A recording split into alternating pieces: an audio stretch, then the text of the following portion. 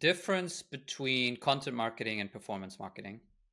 So content marketing is organic, performance marketing is paid. So examples of content marketing is posting on LinkedIn, posting on Twitter, posting on Instagram, posting on TikTok, posting a blog post to your website, right? All of that is organic. And then examples of paid performance marketing is Facebook ads, LinkedIn ads, Google ads, right? Where you put a budget behind it.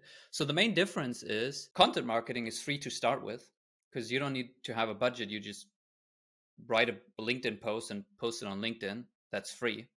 But it takes longer to ramp up, right? Because you need to build an audience and that takes time.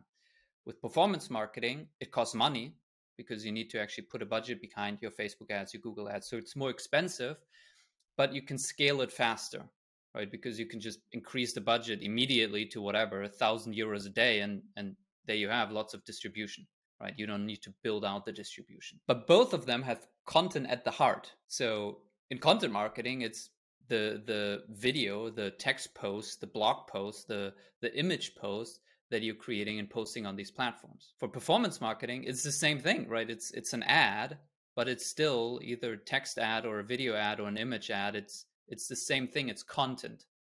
And so I don't see them as two separate kind of worlds that you should keep separate because they have the same content at the heart.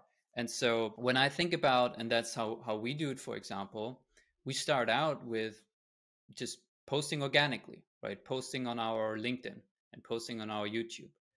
That's for free. We only need to create the content. And then we recently started running Facebook ads. And what did we use as ads?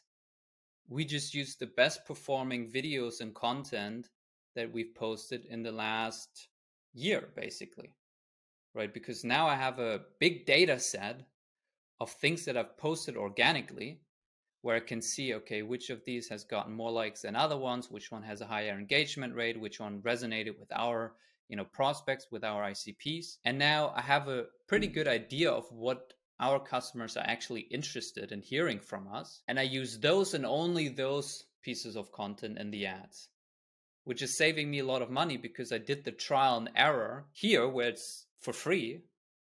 And now that I'm putting actual budget behind the distribution, I don't need to do as much trial and error anymore because I now already have a content library of content with feedback that tells me what's actually working and what's not. And so when I think about what a mistake that a lot of companies do, especially when they have money, meaning they're funded, is that they immediately go to paid ads. The problem with that is that it's the same when you have no product market fit yet and you run ads. What happens if you have no product market fit yet and you run ads? You waste a lot of money, right? Because you spend money on something that people don't actually want or they're going to churn. If you run ads, let's say you have product market fit, you solve that problem, and now you run ads and you just put out some copies and some different videos and all of that. Problem is you don't have message market fit, right? You don't actually know what messages resonate with your customers that convince them that whatever you're selling is interesting or valuable.